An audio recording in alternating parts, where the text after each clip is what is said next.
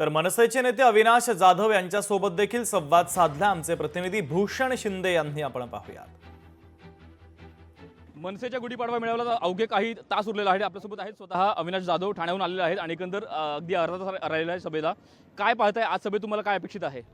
बघा, दरवेळेला सन्माननीय राजसाहेबांच्या सभेत आम्हाला काहीतरी नवीन भेटलेलं असतं, हिंदुत्वाला काहीतरी नवीन मिळालेलं असतं. आमची सभा हा आमच्यासाठी जसा पाडव्याचा सण आहे तसा तो आमच्या प्रत्येक कुटुंबियांसाठी सभा ही सणासारखी असते.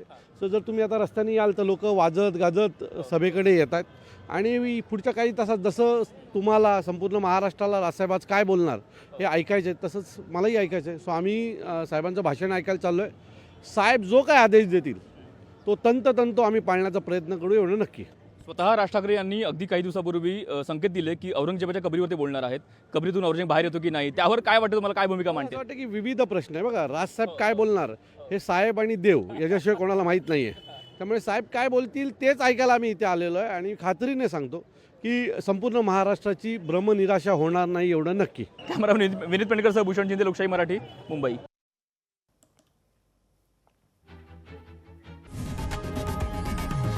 लोकशाही मराठी ऐका, पहा, जागरूक रहा.